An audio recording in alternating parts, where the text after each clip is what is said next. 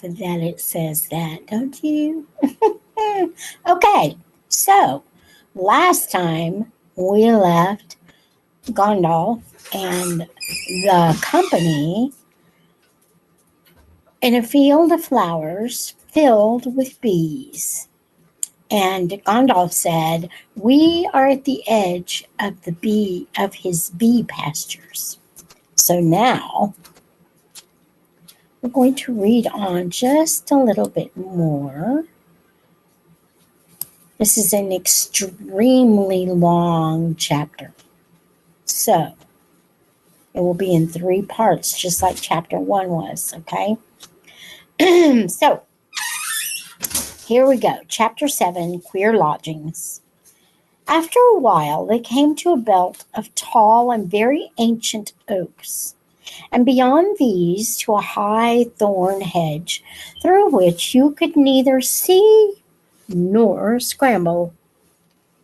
"You had better wait here," said the wizard to the dwarfs, "and when I call or whistle, begin to come after me.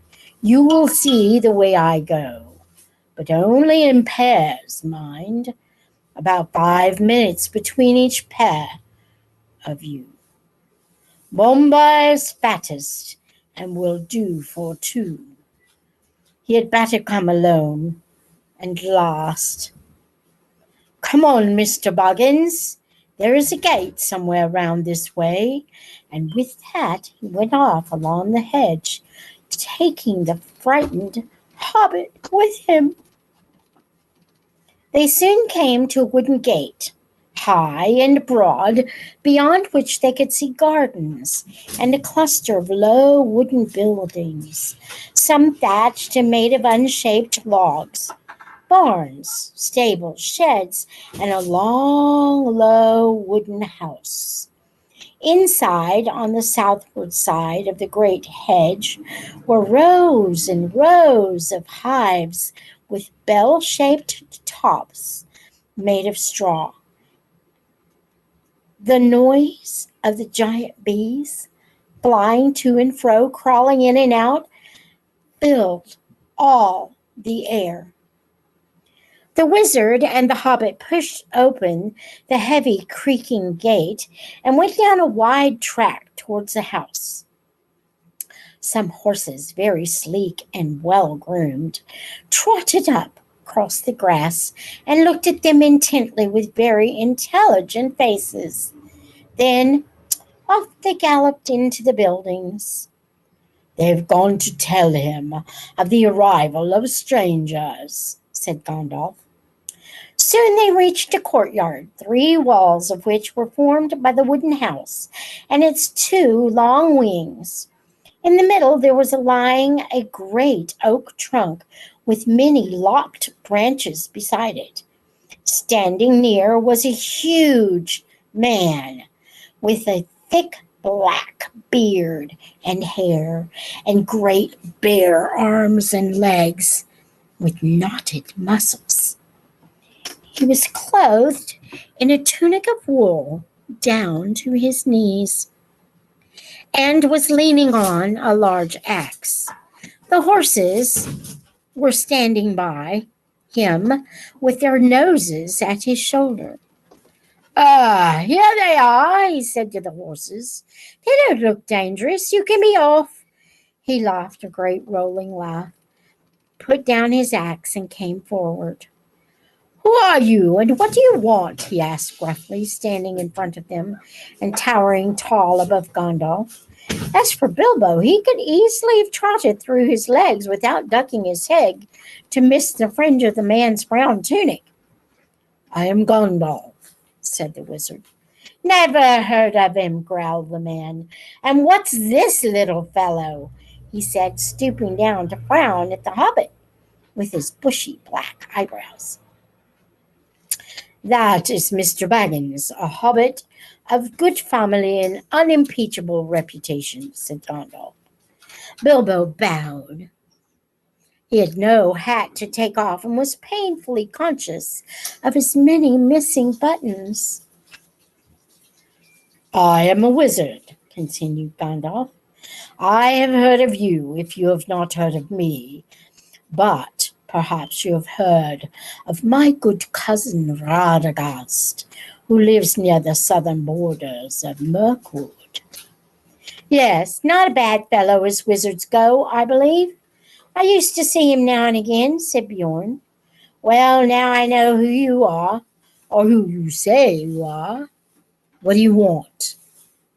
To tell the truth, we have lost our luggage and nearly lost our way, and are rather in need of help, or at least of advice. I may say we have had rather a bad time with goblins in the mountains. Goblins, said the big man less gruffly. Aha, so you've been having trouble with them, have you? What did you go near them for?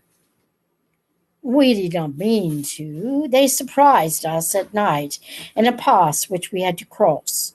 We were coming out of the lands of the west into these countries. It is a long tale. Then you had better come inside and tell me some of it, if it won't take all day long, said the man leading the way through the dark door that opened out of the courtyard into the house. Following him, they found themselves in a wide hall with a fireplace in the middle. Though it was summer, there was a wood fire burning, and the smoke was rising to the blackened rafters in search of the way out through the opening in the roof. He passed through this dim hall. Oh, they passed through this dim hall, lit only by the fire and the hole above it, and came through another smaller door into a sort of veranda, propped on wooden posts made of single tree trunks. It faced south and was still warm and filled with the light of the westering sun, which slanted into it and fell golden on the garden full of flowers that came right up to the steps. And I am going to share my screen with you here. Just 1 second.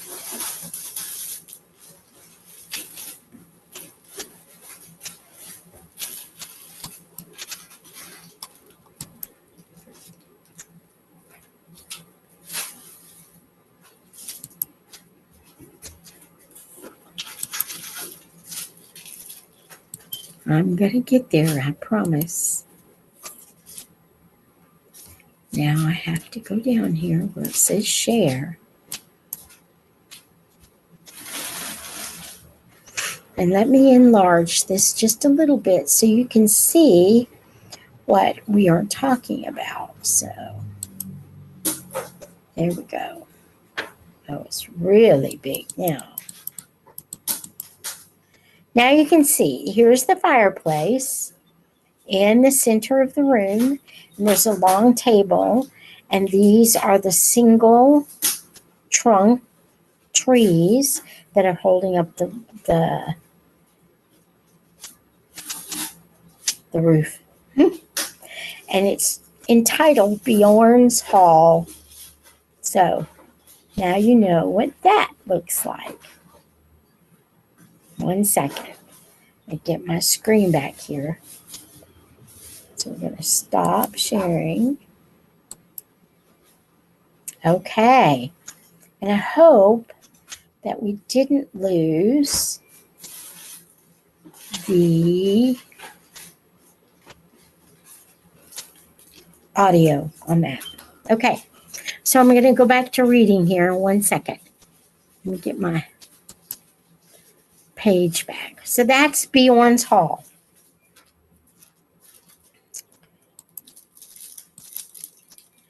Here they sat on wooden benches while Gandalf began his tale, and Bilbo swung his dangling legs and looked at the flowers in the garden, wondering what their names could be, as he had never seen half of them before. I was coming over the mountains with a friend or two, said the wizard. Or two? I can only see one, and a little one at that, said Beorn. Well, to tell you the truth, I did not like to bother you with a lot of us until I found out if you were busy. I will give a call if I may. Go on, call away. So Gandalf gave a large, long, shrill whistle, and presently Thorin and Dori came round the house by the garden path and stood bowing low before them. One or three you meant, I see, said Beorn, but these aren't hobbits, they are dwarves. Thorin Oakenshield at your service. Dori at your service, said the two dwarves, bowing again. I don't need your service, thank you, said Beorn, but I expect you need mine. I'm not over fond of dwarves, but if it is true you are Thorin, son of Thrain, son of Thor, I believe, and that your companion is respectable, and that you are enemies of goblins and are not up to any mischief in my lands. What are you up to, by the way? They are on their way to visit the land of their fathers, away east beyond Mirkwood, put in Gandalf. And it is entirely an accident that we are in your lands at all. We were crossing by the high pass that should have brought us to the road that lies to the south of your country when we were attacked by the evil goblins, as I was about to tell you. Go on telling then, said Beorn, who was never very polite. There was a terrible storm. The stone giants were out, hurling rocks, and at the head of the pass we took refuge in a cave, the hobbit and I, and several of our companions. Do you call two several? Well, no, as a matter of fact, there were more than two. Where are they? Killed and eaten? Gone home? Well, no, they don't seem all to have come when I whistled. Shy, I expect. You see, we are very much afraid that we are rather a lot for you to entertain. Go on, whistle again. I'm in for a party, it seems, and one or two more won't make much difference, growled Beorn. Gandalf whistled again, but Nori and Ori were there almost before he had stopped. For if you remember, Gandalf had told them to come in pairs every 5 minutes. Hello, said Beorn. You came pretty quick. Where were you hiding? Come on, my jack-in-the-boxes. Nori at your service. Ori, they began, but Beorn interrupted them. Thank you. When I want your help, I will ask for it. Sit down and let's get on with this tale, or it will be supper time before it is ended. As soon as we were asleep, went on Gandalf, a crack at the back of the cave opened. Goblins came out and grabbed the hobbit and the dwarves and our troop of ponies. Troop of ponies? What, were you traveling circus? Or were you carrying lots of goods? Do you always call six a troop? No, oh no. As a matter of fact, there were more than 6 ponies. For there were more than 6 of us. And well, there are 2 more. Just at that moment, Balin and Dwalin appeared and bowed so low that their beards swept the stone floor. The big man was frowning at first, but they did their best to be frightfully polite and kept nodding and bending and bowing and waving their hoods before their knees in proper dwarf fashion, till he stopped frowning and burst into a chuckling laugh.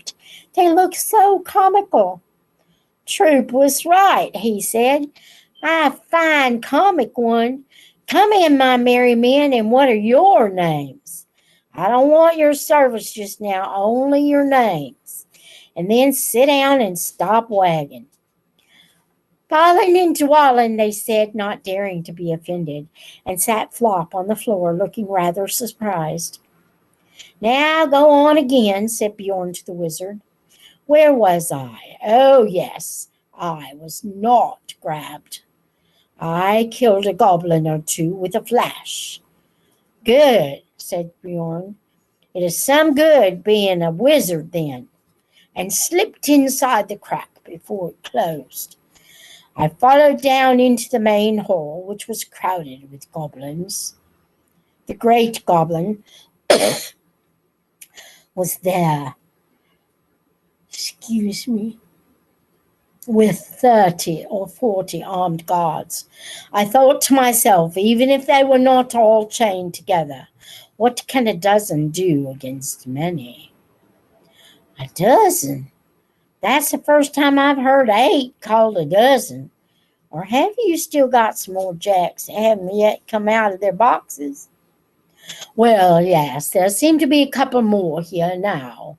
Feely and Keely, I believe. And Gandalf, as these two now appeared and stood smiling and bowing. That's enough, said Beorn.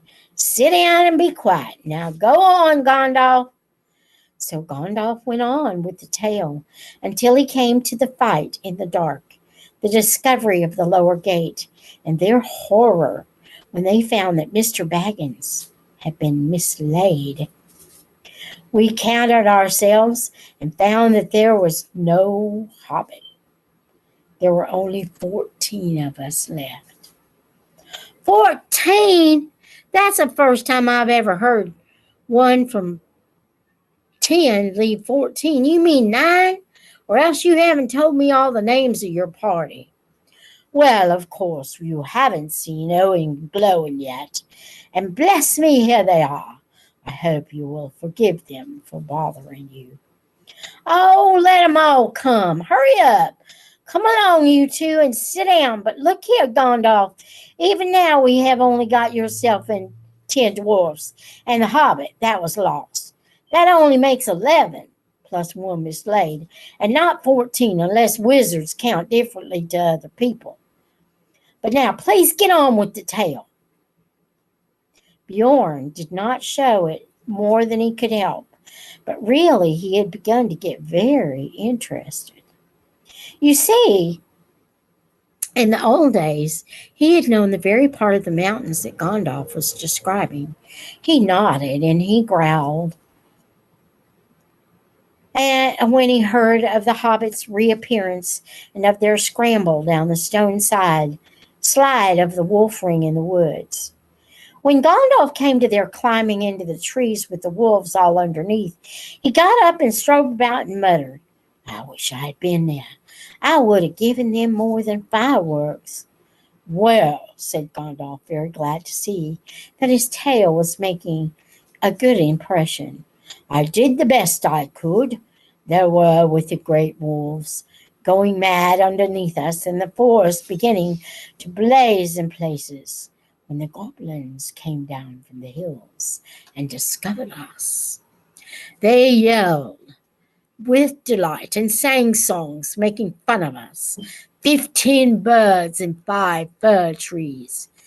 Good heavens, growled Beorn.